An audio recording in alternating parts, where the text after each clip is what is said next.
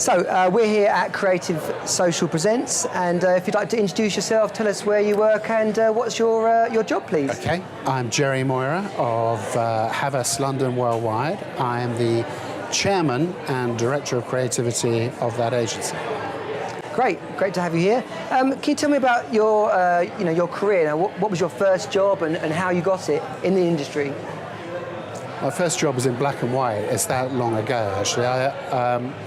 I was an apprentice copywriter. Believe it, there was such a thing in those days. And I suppose for a year I wrote brochures and trade ads and things like that. And it was quite a good training. It's very boring, but quite a good training.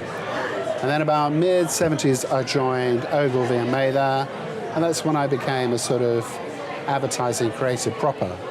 And because Ogilvy and Mather in the 70s wasn't a very good agency, I was one of 3 creative directors there by the time I was 28. I then went to be ECD of the agency that became Publicis. And then I was creative director of Publicis. I then left to start my own agency. I did that for about 8 years. Went back to Publicis, and then left Publicis for EuroRSCG, which has become Havas. Great. And what's been your motivation to reach the level that you have? Money.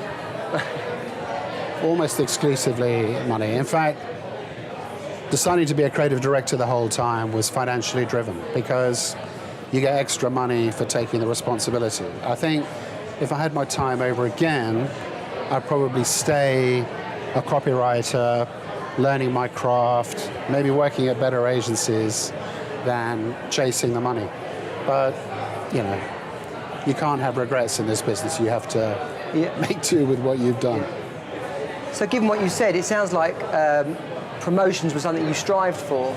Is it important for people to strive for those promotions, or should their work justify their promotions? I really think it should be the work. I mean, my personal circumstances were I was quite good at presenting, quite good at client liaison. I was quite good at strategy. So it was tempting for me to use those skills in addition to be able to make an ad, to come up with a creative idea. So I think I was seduced by that. And I think my advice to most creative people now would be to stick to the knitting for as long as you can, because the real pleasure in this business, and now that I'm chairman, actually I've gone back to writing a lot of my own stuff. The real pleasure is in that. It's not really in bossing people about. And do you think that creatives are better off developing their career within one agency, or should they jump around to get the promotions and the recognition? I think I stayed in the same agencies too long, personally. But I think it's a good idea to move around, but I don't think, apropos my earlier remarks, I don't think you should be a money whore in this. I don't think you should move just to get a pay rise. I think you should move because the accounts are different or the culture's different. Move somewhere where you're going to get pushed and challenged, not just paid a bit more.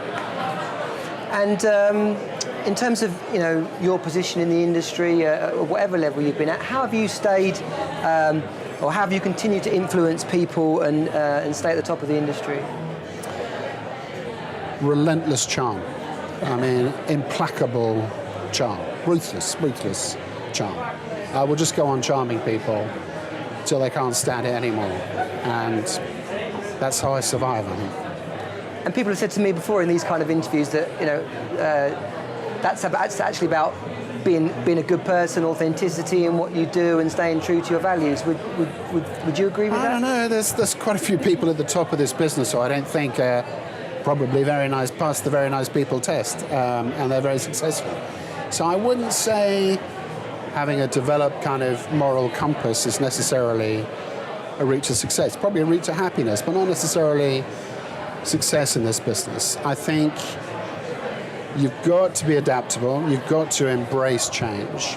I think being a creative in what I would call the commercial arts, like advertising, requires a certain amount of infantilism, a kind of a Peter Pan complex. You've got to be captivated by the shiny and new. Great. Thank you, Gerry. Appreciate your answers. Source LF are London's leading creative communications and media recruitment agency.